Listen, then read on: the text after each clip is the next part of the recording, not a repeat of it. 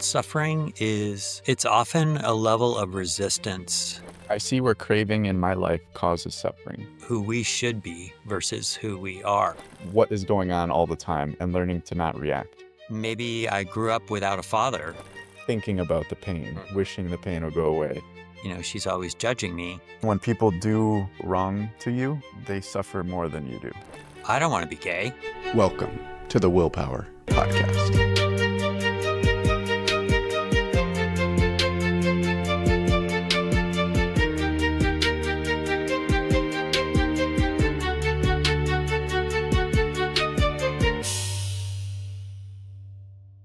Let's start this off with a bang. I want to talk about suffering. Yeah. So when was a time, maybe in recent memory, that you suffered, that you went through something that you would consider to be suffering? Yeah, that's a big topic. I feel as though there's been levels of suffering, and that experience of suffering, as I know it now, is different than what it's been in the past.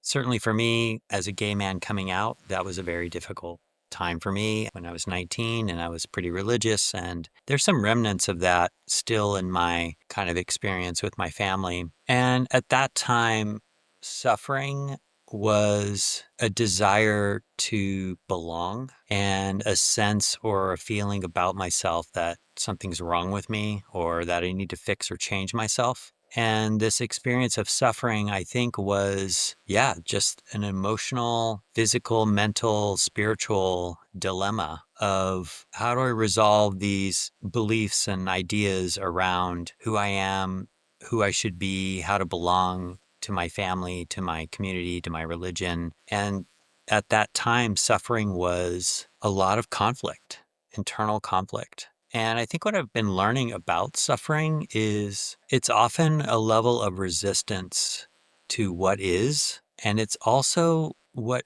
kind of magnifies suffering, in my opinion, can be a lot of beliefs and ideas of what should be. And we're resisting what is. So there's thoughts and beliefs about what this is should be, which have nothing to do with what it actually is. And then there's thoughts and feelings inside of us and belief systems around who we should be versus who we are. And that kind of conflicting tension is, I think, what suffering is. So yeah, there was definitely like a whole period of kind of my 20s being in a relationship is really challenging for myself and a lot of people because we're often confronted with aspects of ourselves that we're avoiding. And again, I think a theme in suffering is resistance. A theme might be to try to avoid something that we don't want to look at, or our understanding of it presents this kind of conflicting dilemma within us of like something should or should be different than what it is.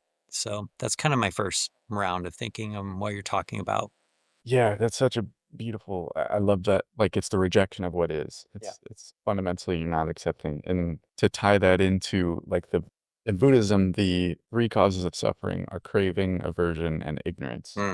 So craving is desiring something that isn't. Aversion is wishing something that is to not be. And then ignorance is not understanding what is. Yeah. I love And those so, three pieces. I almost want to like dive into each of those for a second, yeah. right? Because I think this craving, this kind of longing and a sense of wanting to be better, do more. I think there's an innate mechanism in us of survival and learning from our past experiences, how to improve our experience and our existence, how to survive, dangerous situations, and these kind of mechanisms around building safety, belonging, and trust, and like nervous system regulation, basically. And this longing kind of like sense of being in relationship to other people, I think that goes a lot into like attunement and polyvagal theory and ways our nervous system is trying to kind of like be in relationship to other people. So I think innately that longing is a longing for connection. And we have this direct experience of feeling separate from each other. And there's this kind of right brain, left brain dual operating system, where our logic mind is built to discern and make sense of things in relationship to each other. This phone is separate than me. You're separate than me. And so in our separateness, tied with this energy and desire for connection, that creates this dilemma of how do I navigate my separateness? How do I meet and respond to this desire and this longing for connection? And I think, the whole right brain side of everything is just the soup can get to these more spiritual places of like, we're all in unity. We're already connected. There's actually nothing here to solve at all. But that dilemma of this kind of innate longing for both improvement, survival, connection, within the paradox of like we're all unity and in the soup together. It's kind of fun to consider like maybe there's a really intentional purpose for this sense of longing in us. Yeah, I don't know. I'm wondering what's landing for you as I'm talking about all that. Yeah, I think there's a challenge here because I see where craving in my life causes suffering, where like I genuinely, because of the fact that I'm not okay with how things are, it's more painful. It's suffering. Yeah. And then at the same time, I see where like there are actual improvements that can come because of craving. Yeah. There are things that I can accomplish, or I can, like you were talking about, I can find deeper connection because of these cravings. But at the same time, I don't want to train my mind to just always be craving because then I end up in this perpetual state of always wanting more and always longing and never feeling content with what exists and what I have. Yeah. So there is some tension there for me. I'm not sure that I know the answer. Well, I like that you named all three of those things because it almost feels as though they all exist at the same time. So we have this longing and craving. We have a sense of like a misunderstanding. We're not quite really understanding the truth of what is. And some of those belief systems and structures around, these identities that we kind of take on that aren't really our truest, most authentic expression of ourselves. We have these attachments to these identities because of these very strong belief structures. So that third, leg of the stool around maybe a misunderstanding is here that I'm not really aware of. And that tying into this kind of the middle piece around what am I resisting? What am I not trying to look at? What am I avoiding? Or what have I decided I am against? Or so it's almost as though these three pieces need to kind of be in existence all at the same time to create it creates movement. I mean, I feel like otherwise we would just be kind of floating around in space, right? Yeah. Yeah. Yeah, I don't know. It's interesting. I like that you mentioned these three pieces because as we talk about them individually, it almost feels as though focusing on just one leg of the stool might also create more suffering because you're losing sight of how all these components might fit together in some way. Yeah, it is. It's something I feel like there are three aspects of the same thing. Yeah. Kind of the way that like in the late 19th century, scientists, physicists realized that electricity and magnetism are like two aspects of the same thing, which are these like E&M waves. I feel like these three things, they're so interconnected. They are just aspects of the same thing, Mm. which I don't know if there's like some fundamental suffering thing that occurs, but I do feel like they're all tied together Well, very it's closely. interesting to talk about it this way because we start getting into like the paradox and the metaphor of things where we can talk about each of these pieces individually, and that can have a lot of value to understand them that way. But then eventually you start getting into this space of like things start to be conflicting, or it's like, well, how can this be true and that be true? Mm. And it seems as though the further you move through these kinds of understanding and cognitive structures, you start to move more towards the way of feeling connected and interacting with other human beings and nature and life in general from this more sensory body place. And some of these mental understanding structures kind of fall away, and you start to realize that you're experiencing things more energetically. And to your point, I do think you start to arrive into a sense and a direct experience of like connection. And is everything just energy? Are we all just like emitting vibrational waves?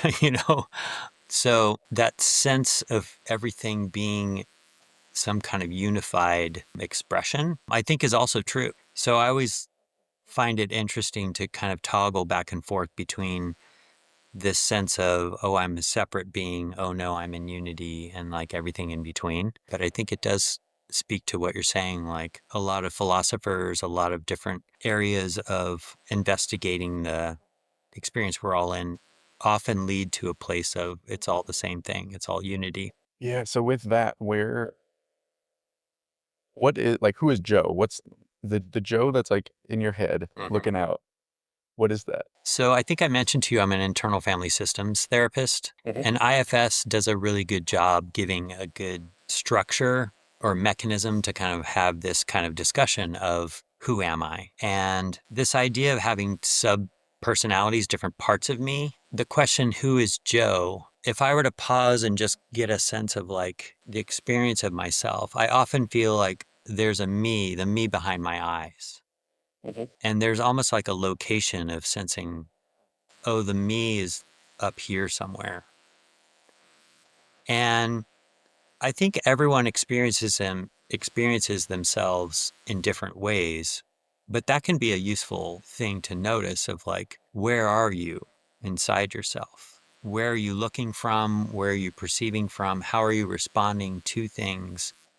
And so for me, a starting point of there's an identity of myself that lives behind my eyes, what I feel is like my kind of my set point, my baseline perception of myself. But I can move that locus of attention to other places. I can go into my body and sense and feel that I'm actually looking and feeling from my heart. And then, well, what happened to the guy behind my eyes, you know?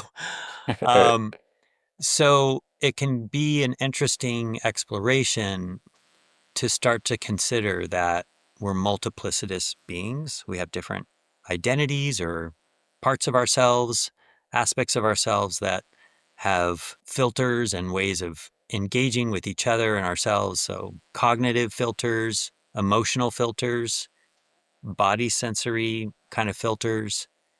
Those are all me, but it can be interesting to start to track, what do I attach my identity to? Am I the one that's thinking? Am I the one that's feeling? Am I the one that, you know, when I'm moving and dancing and expressing myself is just like pure energy? So IFS would say, yes, you are all those things. And as you investigate these different parts of you, and almost like a mindfulness practice where you start to kind of pause and notice, who is this? What do you want to tell me? What do you have these kind of inner dialogues? Behind all these kind of structures of identity is a more calm, open, present, capital S self, your higher self. So to answer your question, I would say who I am is like a multiplicitous being. I have various aspects of myself that I've really tried to dive into and understand better as filters. And I can do a bit of an exercise where I see myself as these separate pieces. But I'm also, my intention more these days is I'm really wanting to kind of see myself as an integrated being of kind of multiplicitous aspects. And there's kind of this deeper capital S self, higher consciousness, awareness, me that's functioning in the world through all these different filters of me. So I don't know. That's kind of a long, drawn out answer, but I guess that's how I would answer who am I? That question. Yeah, I like that. I mean, I've learned some about IFS, and so I know this conception of the parts and kind of organizing things in that way. But I like this thought of like filtering the real you who's behind all of this like open awareness, Yeah. filtering that through these different parts. Yeah. I hadn't considered it in that way before, but that feels right. Yeah, in my work with people, it does kind of feel like you're making your way behind something. And I have some friends in Austin that we have these conversations quite a bit where we're always talking about, well, what's behind all that? And the me that's behind all that. As you notice these different belief structures, ways I've identified myself as wounded, or parts of me that want to make myself better, parts that are a bit reactive triggered, parts that are over analyzing and overthinking all the time, parts that are vulnerable and perhaps carry some energy of fear or a lack of trust. Yeah, these are all different dimensions of me that IFS offers this process where you can kind of try to slow all that down and come into relationship with these different parts of you and speak to them as if they have their own identity. So speaking to that wounded child, or speaking to my overanalyzing mind, or speaking to my nervous system that seems to be kind of like in an agitated or fearful state. And there's this way I can be in relationship to these dimensions of me from this deeper awareness, the thing that's behind all that. So yeah, IFS as a model and a structure to kind of navigate all these things has been really useful for me. So to jump back to suffering, Yep. I'm curious about your attitude towards suffering. Is it something that I should strive to overcome or avoid, or not suffer, or do you think it serves some valuable purpose? So I think a certain level of suffering is necessary and part of the design of this experience that we're all in.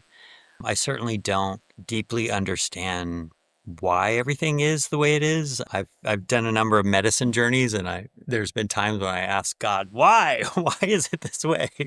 If the whole point is to be in unity, then why are we experiencing all this separateness and suffering? And I haven't quite gotten an answer yet, but to the point we were saying earlier, these kind of three-legged stool things, how much of this suffering is because you're resisting something, right? But also the component of suffering and resistance is a necessary like mechanism to almost direct you towards looking at misinformation, or how you may be viewing something without accuracy, how you may be avoiding and resisting the truth of what is and not really aware of who you really are. So I would say there's a component of suffering or this tension that's necessary, but I think that we could also prolong our suffering. We can intensify our suffering because of the ways we approach this. If we're avoidant, if we're resistant, that creates more suffering. And how much of that is necessary? I would argue probably not a lot. I mean, ideally, not everyone maybe has this privilege or access to resources, but to try to mitigate those levels of intense suffering, I think is important and also necessary to try to relieve suffering or not be in suffering. And there's this innate drive in us to not suffer. But as I mentioned, I think that there's a certain level of suffering that is part of this experience that we're all in. And if that suffering is resistance to what is, if that suffering is a misunderstanding of who we really are, or that suffering is, what's the third thing? Whatever the third thing is. Um, Ignorance. what's that? Ignorance, a Yeah, misunderstanding. like those can be addressed. Like we can actually impact the amount of suffering that we endure. And that's a very powerful thing, to acknowledge that we have a sense of autonomy, responsibility, accountability, and power to relieve our own suffering and the suffering of others. And the process of learning all these skills and tools, in my own experience, I feel as though I'm at a place in my life where I've had the opportunity and resources and privilege to learn some things, and maybe I can offer that to someone else and make their suffering a little less. So yeah, I think it can be necessary. There can be ways we intensify it through our own actions. I think suffering also draws our attention to the body.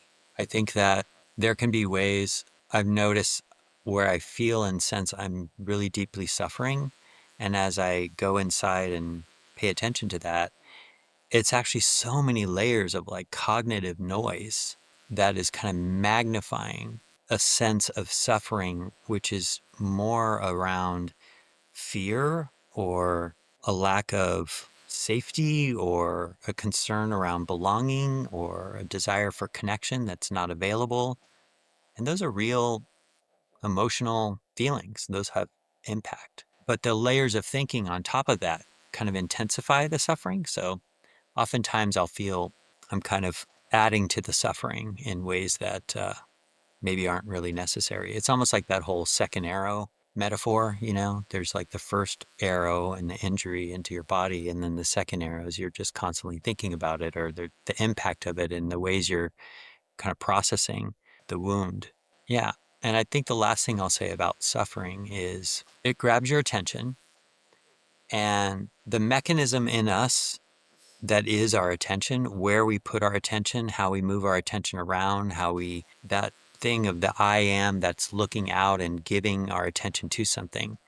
So suffering demands our attention, and it often requires us to be with it in some way. And again, I think it's a very powerful, necessary mechanism of, you know, perhaps spiritual growth, is to have our attention and demand our attention in such a way that it's inviting us to look deeper and maybe a path towards self-discovery or awakening or something.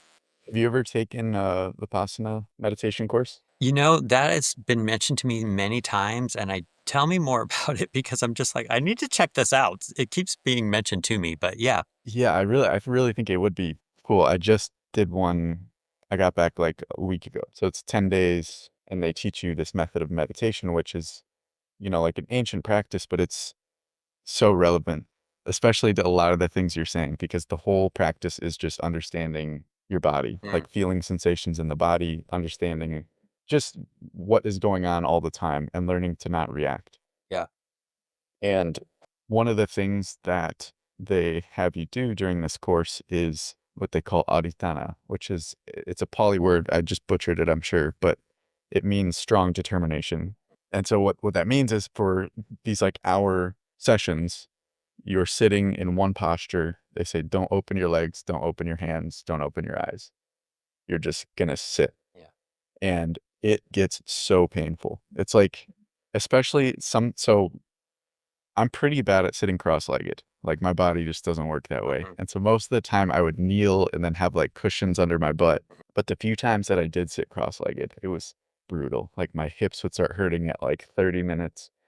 And I got like a firsthand experience of this suffering, which was the key thing I noticed was, when I was in there with the pain, when I was just feeling the pain, just noticing like, okay, there's these like different pieces of it. There's this part that's like bright and like really pulling my attention. And then there's this like dullness behind it. That there wasn't suffering in that. It was like me being curious about it and Mm. me just experiencing it. And it was only when all of a sudden my brain would go to like, when is this going to be over? When can I stop feeling this? How can I move my legs? Then all of a sudden I would notice this like suffering and this like clear awareness of like how much time has passed, and this longing and all these three things that we talked about: the craving, ignorance, aversion. But they only come up when I am outside of the pain, when I'm like thinking about the pain, Mhm. wishing the pain would go away. So yeah, I like how that gives, because I think there are lots of forms of suffering that are not from physical pain, obviously. Yeah. But physical pain is it's like the simplest form, I would say. Like, you can make it happen.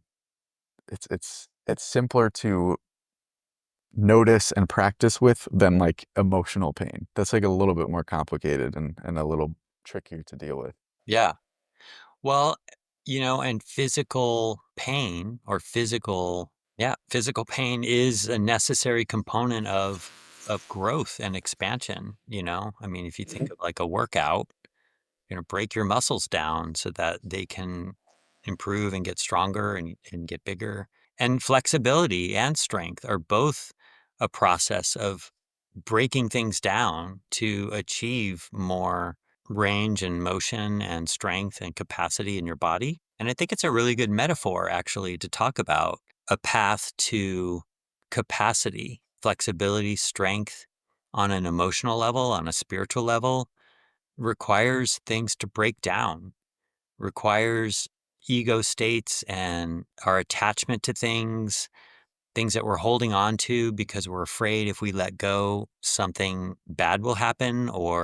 And that fear and that mechanism of the holding on is a big component of the suffering. And the surrender and the stepping into and towards something that we've been avoiding or we misunderstood or we're afraid of, the intensity of that suffering can soften. I think the value of this practice that you're talking about, I can really see what you mean, where you're using your physical body to show you a path and a relationship to suffering. Mhm. And I think one of the challenges in our modern culture, and I see this in a lot of men's groups, there's a certain way suffering is held, maybe two different ways. Like, let's get it, like just all the intensity of just facing the demons and going to battle and the warrior's, journey and the value seen in that as an imperative and doing it in groups and with other men. And so stepping towards that kind of resistance as a way to kind of forge your sense of power and your autonomy and your ability and capacity. But there's almost like an attachment to it. There's almost like this is what it means to be a man, is to be a warrior and to fight the battle and to show up with all your armor and to have your weapons and that there can be almost this idealization of that way of being. And equally, what would it be like to just be open and vulnerable and not have armor and to just be in complete surrender of the chaos of life, to not be in control, I guess. So I think it can be really valuable to look at all sides of this thing around suffering and build capacity, build the ability to sit in this position and what you might feel like you're suffering through that. But in the process of being with that physical pain, you can kind of get to the behind that place and soften maybe some of the mind things that are increasing the suffering and learn some tools of what I would call capacity, where you have a capacity to be with these sensations in your body, to be with emotional discomfort, to be with other people that are in very extreme reactive responses, to be with your own kind of extreme dimensions of yourself and to be in presence to, I mean, I guess maybe another point of the necessity of suffering and how it draws your attention is this process of learning how to be still and be present, be calm, and have this capacity to be with the chaos of life, the beauty of life, the order of life, the dynamics of relationship to each other and ourselves. And yeah, I think I like to tie it back to capacity oftentimes when we're talking about it. So where do these parts come from in your conception? Like with IFS, are they all wounds, or like do you start off as just like a baby that's just like this open, perfect consciousness, or yeah, what do you think? Yeah. I like to kind of bring in a few different theories because I think that all these developmental models around, like Maslow's hierarchy of needs and like Erickson's stages of development with a child. And there's these places in your life where, I mean, certainly as a baby, your nervous system is kind of like this open source. You just think you're part of everything, you know? And so when something happens that disrupts a sense of safety or belonging or connection, you take your sensory mind and body takes it in as that's me. Like I'm impacting myself. I am losing connection with myself. You see your mother or these attachment figures or caretakers as an extension of you. So I mention that because early on, if you have these, what I would say, either traumatic or disruptions in your developmental process, your mind and your body come online to try to adapt to that situation and make sense of it. So part of these parts of us are coping mechanisms, or these parts of us are a set of belief structures that, oh, maybe I grew up without a father. And so my lived experience as a child or, through these developmental stages is that I am very confused about masculinity or what it is to be a man, or I don't understand, the experience of feeling disconnected and lost and alone from the masculine or whatever. So parts are adaptive structures. They can be cognitive, they can be physical, emotional, your nervous system. If you think of the fight, flight, freeze, fawn responses that our nervous system does, those kind of impulses and very natural responses can become kind of fixed in time or stuck in time in relationship to an experience of our lives and become like a part. So a part of me as a 12-year-old that was bullied, or, a teenager who's a rebel, or, the kid who's just aloof all the time and avoidant. These can be kind of like identities that we become kind of formulated at certain times in our lives. So it's useful to kind of consider that these places in time, they're like a placeholder with a part of us that has a belief, a story, a situation, and that begins often at certain points in our lives as a part, and then we carry it forward. So as an adult,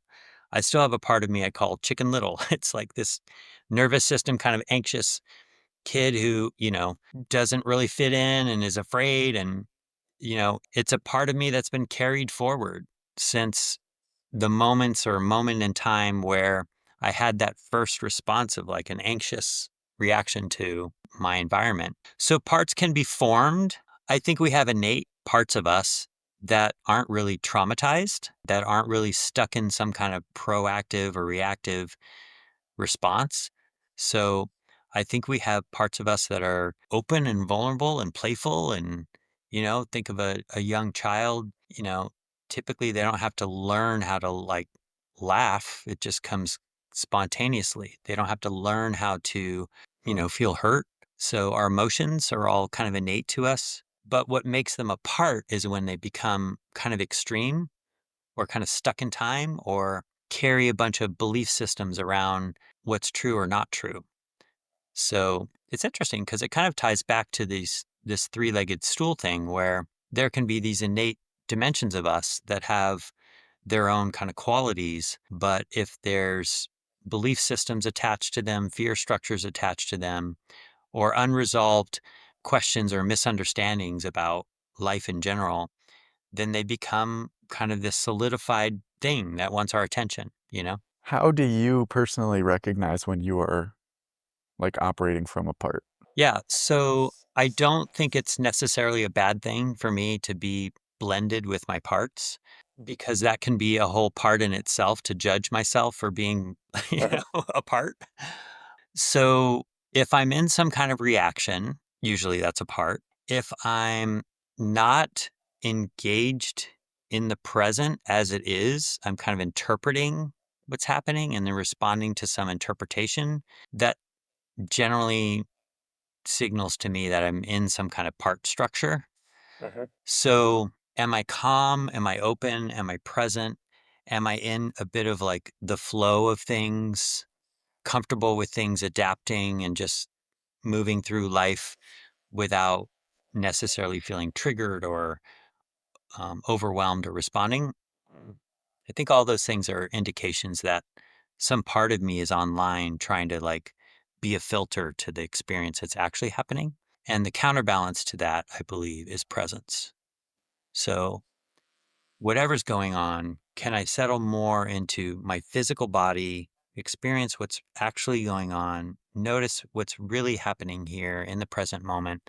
Then most of my part structures kind of soften and I can come into more contact with what I would call this kind of higher self, higher consciousness, this present aware being of me that can, yeah, participate and engage in life as it is. Yeah, I find it's pretty difficult to notice, for me at least, when I am reacting or in that kind of state where a certain part has taken over. Mhm. And I like what you say about the judgment and not berating or, you know, not believing that there's anything wrong with that. But also I appreciate the awareness around it.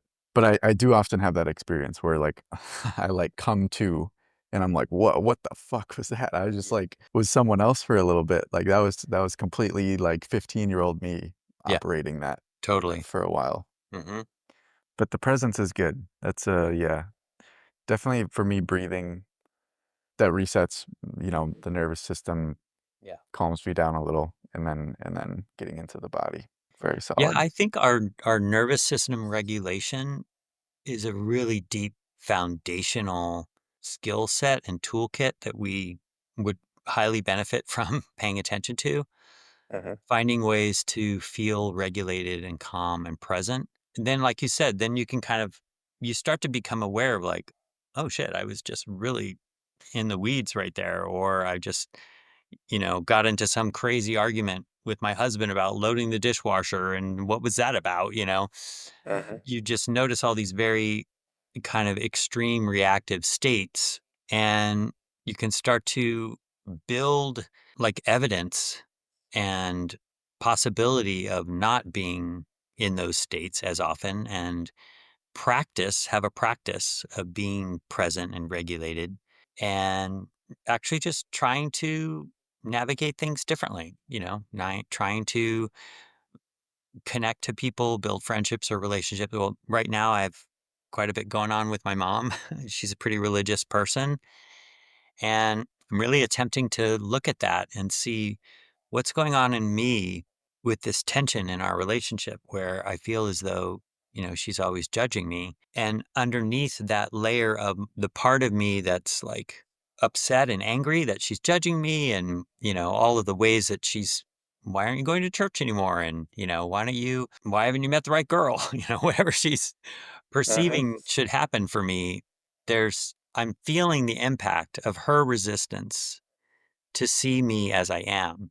And that becomes a story that I'm holding on to, right? So I'm responding to that story rather than when I visit home, just being with her and like just having a conversation, like what's actually happening in the present moment with her while she's sitting there knitting and hanging out in the couch, I have all this stuff going on in my mind that I'm like so ready to go to battle with her about. So I'm really investigating like, okay, so there's a layer here of a bunch of story. There's actually my own self-judgment towards myself because there's a part of me that wishes I did believe everything that she believed, wishes that I was straight, because there's this illusion that maybe our life and our relationship would just be easier. And then this deeper, vulnerable, intense kind of like, man, I don't want to be gay. And almost like these places of like, oh, there's a lot of this energy that I'm holding against myself. And so it comes to a process of self-acceptance of, instead of projecting onto my mom that she's rejecting me, what aspect of me is rejecting me?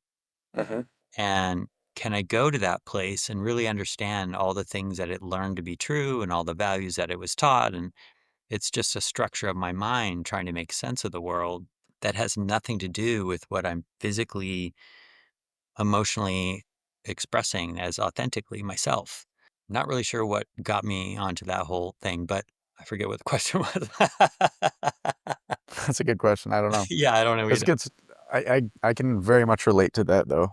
Maybe not on such a fundamental level, but recently I had a like experience with my mom, and if she hears this, hopefully she knows I love her and all that. But I recently I've been meaning to quit my job for a while, and it finally came to a point where like an opportunity came to me that just made so much sense. It was like, I'm gonna quit my job now. I'm gonna leave. And I shared it with her and I was very excited because of this thing that had happened that gave me this chance to leave how I had been planning to, and I was finally gonna do it. And I kind of just got like the opposite reaction from her, which was not excitement. It was like it was more anxiety. And it was like, Yeah. well, what's gonna happen? Are you sure that you can find a job if you need one? And all these things piled up. And rather than just like being with her in that moment and recognizing that she's going through an anxious experience, like that's just what's happening. My mind went to like, okay, how can I like show her Mhm. exactly why this is the right decision? Right. But in that moment, that was just an emotional experience for her. That was Yeah. all it was. Yeah, And totally. so, and then later that night, I'm like thinking through it again and like convincing myself why I'm making the right decision, all these things. And like, oh, Mhm. here's how I can like convince her. Mhm. But none of that like cognitive jujitsu is necessary. Yeah, totally. It's just emotion, and it's Yeah. just being with her in that, and knowing also, like you were saying, recognizing that there's a part of me that is taking on her rejection of my Mhm. decision as my own, Yeah. and noticing that and being with that part. Yeah, and I think as you just did, there were some layers there that you made sense of, and you realize, oh, I'm actually trying to convince myself that this is a good choice. And amidst her response of being a mother who's just worried about her kid and wants, that's been the most useful thing for me with my mother is like putting myself all the ways I wanted her to put herself in my shoes so that she understands me and she loves me unconditionally and all the things that I'm like, I want her to do all this stuff. It's like, oh, I could do that for her. Like I could step into her shoes and acknowledge, I mean, she freaking raised 8 children. She's has a heart of gold. She's very kind. We all get along. She did her best. She grew up in the 50s, I mean, her perspective and lens of sexuality and like human nature and these are all developments that came way beyond her education experience. And so and she does genuinely love and care about me and just as a mother wants me to be okay.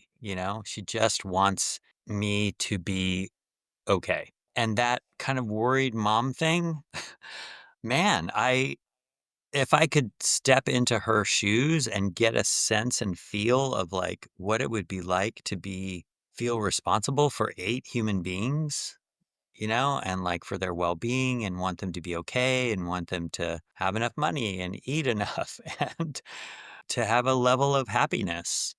She really wants that. And I can kind of see that worried look on her face and that sense of suffering that she's got around our relationship has more to do with internal struggles of like being a mother and what she believes my life experience might be like, and just a deep love for me and wanting me to be okay.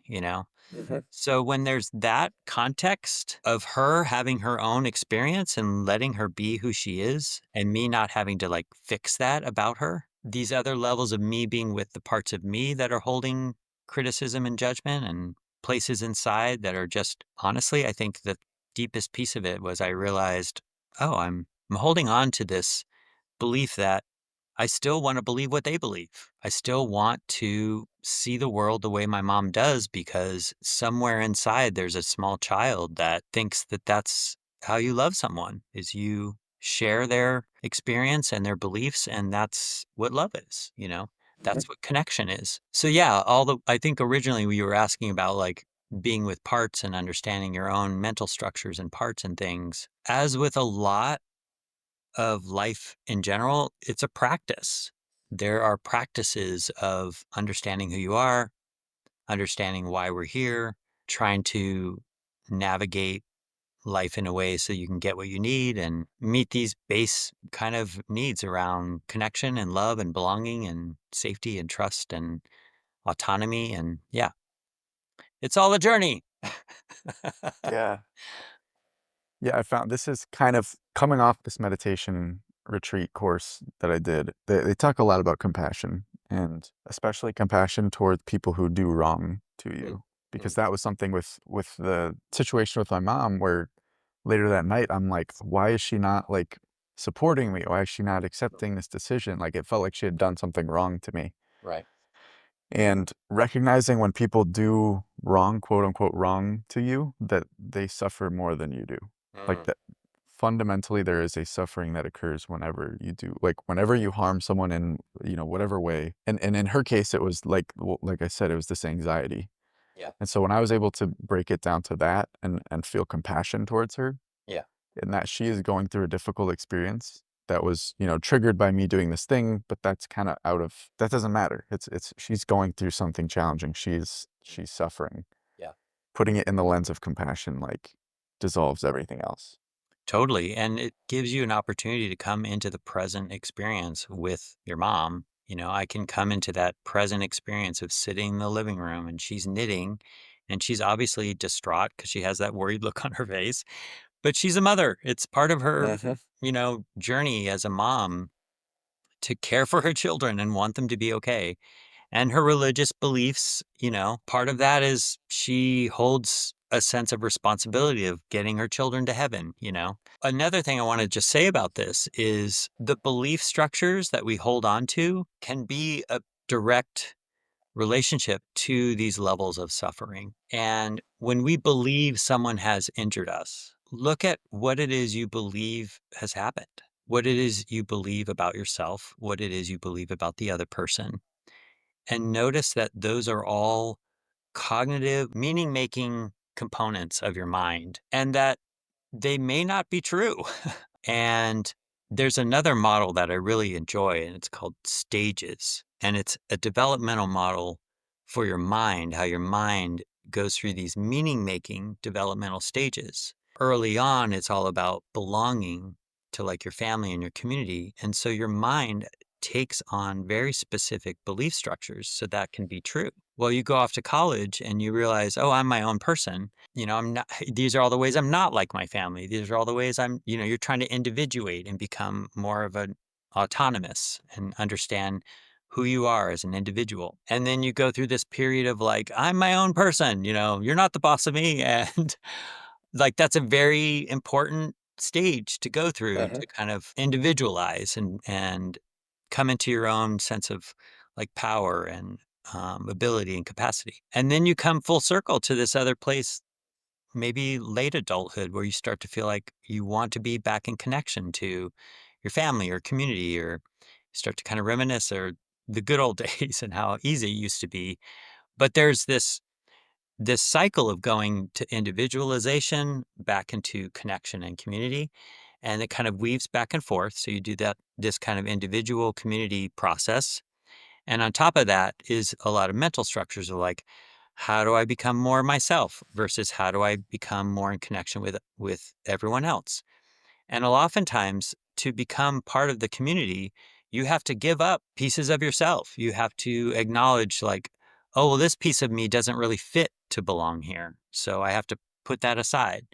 And so these meaning making structures, when you hold them in the context of like belonging and connection versus individuation and like, I'm my own person, you can start to see kind of the complexity of it all.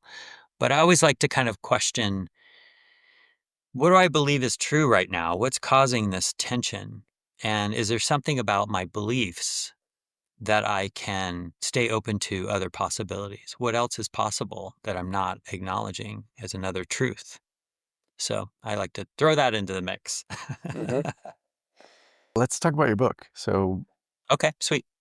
yeah, tell me, because I've just heard about it. I feel like I haven't I haven't heard from you what actually went into the book and Yeah, yeah, what the whole purpose of it is. yeah, great. So I co authored this book, From Broken to Badass, and it's integrating internal family systems and somatic experiencing to heal and get real. And the idea is using IFS structures to kind of understand the meaning making machine and high level coping mechanisms and all the ways you adapt. It's kind of a summary of what we've been talking about today using IFS, and then also structures around being in the body and your nervous system. And the intention of this book is my co author, Kate West. She and I share a bunch of personal stories. We're kind of just sharing the journey. Like, hey, this is what we've kind of learned and know about living our lives. And maybe this can be useful to share with others. Understanding these high level coping mechanisms that we all live under, being attuned to your body and your sensory nervous system, and how to kind of find tools and ways to regulate, to be in relationship. And then it goes to like this third place around, well, what would it be like if we were all a little more regulated, a little more less traumatized? And our kind of, is the human species on this like verge of another evolutionary leap? If we were all had a skill set to kind of heal and be less traumatized, and we're all a little bit higher up on the hierarchy of needs and able to kind of like be in relationship to each other from more connecting, present ways of being, what's possible for us as a species?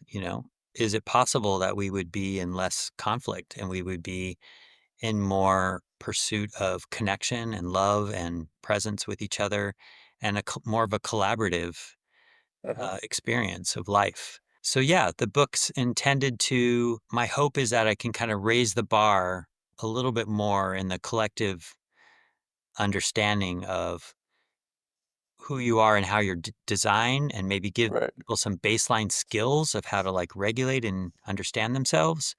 There's lots of exercises, and we'll be selling the book with a workbook and some meditations, and eventually want to do an online course to kind of just, it's kind of like my offering, how Kate and I wanted to like combine our skill set and offer something as a way to give back and, try to help others. What was your biggest takeaway from writing the book or co-writing the book? Co-writing a book is a whole thing. um, there were a lot of elements in the actual process of writing the book, and getting the relationship with our marketing publisher person was very challenging. So yeah, we were triggered by parts the entire time, right? You have to So as we're practice it. writing the book, we're trying to use what we're putting in the book to kind of like navigate and stay regulated. And I think my biggest takeaway is I realize how I've really been operating under this premise of is like me against the world. I'm a pretty smart guy. I've done a lot of work on myself, and I feel like I've kind of done this major pendulum swing towards this individuation place. And a lot of my direct experience is like, I don't want to do this alone, I want to be in community and in connection with other people. So having a collaborative experience with Kate really taught me like, oh, I think this is what it's about. It's about actually doing things with people. Mhm. So these podcast opportunities, just reaching out to people, trying to collaborate more, be less in my own little bubble. Um, so I'm excited. I feel like I've turned a page towards collaborating and co-creating things with other people, and so it feels like a step in that direction for me. Yeah, What does your dream life look like? my dream life. It's probably not too far off from where I am at the moment. I feel extremely grateful for all the incredible opportunities and things that I've been able to navigate. Part of launching this book was I had a life where I had this private practice, working from home on Zoom, spending a lot of time in my bubble. So I think my dream life is to connect with more people, maybe run some retreats and workshops and offer a bigger container, maybe go bigger, be more expressed and engaged in life, and kind of trust life a little more. Maybe not be so controlling and hyper vigilant, to soften some of those edges around like maybe it's okay to like trust life a little bit and lean into the Yeah. mystery, you know? Yeah. So I'm excited about that. Yeah, we do live in a world where that's, I mean, at least in America, it's Yeah. pretty safe to lean into life. Yeah. I could see like from an evolutionary standpoint, maybe that's not the best idea, but where we are now, there is that Mhm. option Yeah. to just kind of give in to the unknown and recognize that. So I'm pretty certain that will be okay. Yeah. Like again, the life I have at the moment is pretty freaking high level, and there's a lot to be grateful for. Uh-huh. And the journey of what happened to me and why am I suffering, and I think every person has their own journey. And like I said, I'm hopeful to get to a place where I can maybe be in more support of others. Amazing. Well, thank you, Joe. Do you Yeah, want to brother. mention where people can find you, where the book will be, all that? Yeah, so the book will have and has a website, from brokentobadass.com. And right now we're still working out the shipping and the printing of the book, so it's all pre-order at the moment. But we're doing like there's an audiobook and some meditations and a workbook and a little survival guide. There's some little giveaways, I guess, with it at the moment. Cool. So that's a good place. I have my own website as well, joebielling.com. And yeah, hopefully I'll see people around Austin, and or maybe at some kind of retreat or workshop or something. Yeah. Yeah. Awesome. Thank you again, Joe. I All right, appreciate you. brother. Thank you so much for the time and attention. I appreciate what you're doing. Bye, everybody.